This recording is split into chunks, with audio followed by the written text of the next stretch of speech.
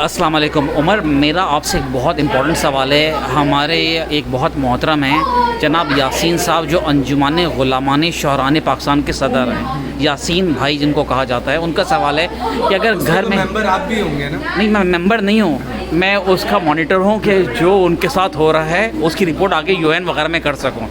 तो आप मुझे बताएं, आपकी मुस्कुराहट ये बता रही है आप उनको जानते हैं। अच्छा, आप मुझे बताएं कि अगर ऐसी सिचुएशन होती है शौहरों के साथ, मज़लूम शौहरों के साथ, तो उस सूरत में वो मज़लूम शौहर क्या करें बकौल यासीन भाई के? उनको क्या करना चाहिए अगर उन पर तशद्दुद का निशाना बनाया जा रहा हो? अच्छा, मजलूम शौहर तो वैसे सबर ही कर सकते हैं बेचारे, उसके अलावा तो उनके बस में नहीं है। लेकिन अगर वो खुद मुहाफ़िज़ आ जाते हैं हाँ, तो हम उनको सिर्फ ब्लॉक करना सिखा देंगे। अच्छा, हाँ, क्योंकि वो जवाबी हमले के लिए हम जितना भी सिखा लें वो कभी भी बिल्कुल सही कह रहे हैं, बिल्कुल। तो हम ऐसे लोगों के लिए हमारे पास ब्लॉकिंग की टेक्निक्स हैं कि जब तवा आ रहा है तो आपने कैसे ब्लॉक करना है, बेलन आ गया तो कैसे ब्लॉक करना है। इसी तरह से जो दूसरी घरेलू इस्तेमाल की अशिया होती है उस हिसाब से हम मुख्तलिफ लोगों को मुख्तलिफ चीज़ें सिखा सकते हैं। दोस्तों, ये थोड़ा सा हमने खाली ग्लिम्स किया क्योंकि आपको पता है कि मैं आर्ट्स काउंसिल में हल्का रबाब ज़ौक़ और इल्म व अदल का भी मेंबर हूँ। तो मैं एक चीज़ लिखता हूँ, यासीनियात बाय अम्माद ज़िया, और वो आप अम्माद ज़िया ऑफिशियल यूट्यूब पे भी जाके चेक कर सकते हैं। तो ये उसके लिए है। और यासीन भाई जिंदाबाद, उमर भाई